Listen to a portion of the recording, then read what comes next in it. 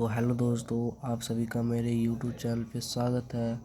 तो मैं आज आप सभी को बताने जा रहा हूँ क्लास 10 चैप्टर 1 गोधोली भाग 2 का श्रम विभाजन और जाति प्रथा फर्स्ट चैप्टर को बारे में, मृत्यु के बारे में और उनके कुछ प्रसिद्ध रचनाएं के बारे में, उनके जन्म के बारे में मैं आप सभी को बताना चाहता हूँ।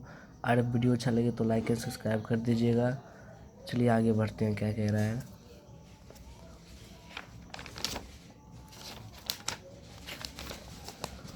तो चलिए स्टार्ट करते हैं भीमराव अंबेडकर के बारे में। तो बाबा साहेब भीमराव अंबेडकर का जन्म 14 अप्रैल 1891 ईस्वी में हुआ था। महू मतलब महार, मध्य प्रदेश में एक दलित परिवार में हुआ था। मानव मुक्ति के पुरोधा बाबा साहेब अपने समय के साथ सुपीड़ित जन्मों से एक थे। प्राथमिक शिक्षा के बाद बड़ौदा नरेश प्रोत्साहन पर उच्चतर शिक्षा के न्यूयॉर्क अमेरिका, फिर वहां से लंदन इंग्लैंड गए। उन्होंने संस्कृत का धार्मिक, पौराणिक और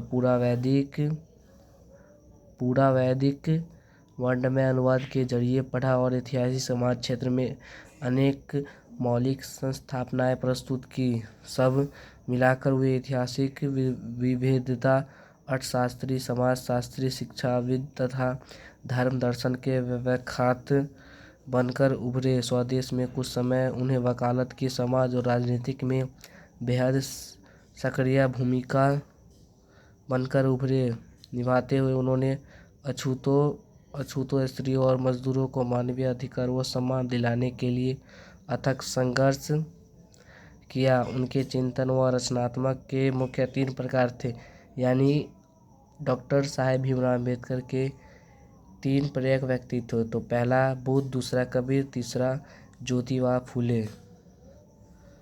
भारत के संविधान निर्माण के उनकी महत्वपूर्ण भूमिका और एकनिष्ठ संपन्न के कारण एक ही आज उन्हें भारतीय संविधान का निर्माता का श्रद्धांजलि अर्पित करते हैं। दिसंबर 1956 में ईस्वी दिल्ली में बाबा साहेब का निधन हो गया था।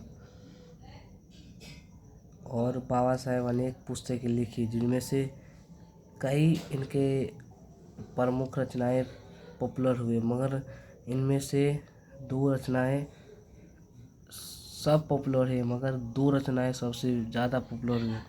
पहला है the caste in India, the untouchable who are सुधराज। इनके जो हिंदी में लिखने वाले वो हैं ललई सिंह यादव।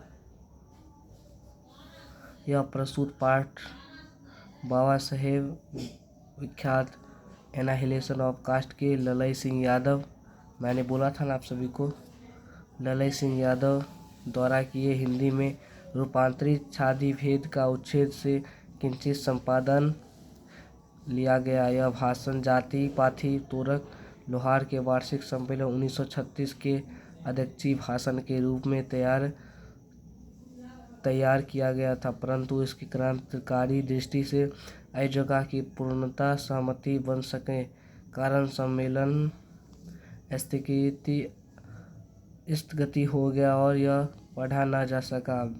बाद में बाबा साहेब ने इसे स्वतंत्र पुस्तिका का रूप दिया। प्रस्तुत आलेख में वह भारतीय समाज श्रम विभाजन के नाम पर मध्ययुगीन विशिष्ट संस्कारों के रूप में बरकरार जाति प्रथा व मानवीय नैसर्गिक न्याय एवं सामाजिक सद्भाव की दृष्टि से विचार करते हैं। जाति प्रथा के विस्मपूर्वक सामाजिक आधारों, रूढ़ पूर्वग्रहों और लोकतंत्र के लिए उसके प्राकृतिक भी यहाँ एक संभ्रांत विविधता का दृष्टिकोण उभर सका। भारतीय लोकतंत्र के भावी नागरिकों के लिए यह आलेख अत्यंत शिक्षाप्रद है। आई होप कि आप सभी को वीडियो अच्छा लगे तो लाइक एंड सब्सक्राइब कर दीजिएगा।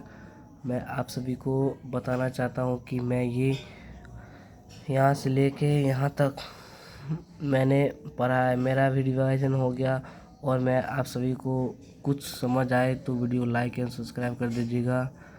और अगले ब्लॉग में मैं आप सभी को बताऊंगा श्रम विभाजन और जाति प्रथा के बारे में, यहाँ से यहाँ तक, और उसके बाद सब्जेक्टिव प्लस ऑब्जेक्टिव करवाऊंगा। तब तक के लिए धन्यवाद।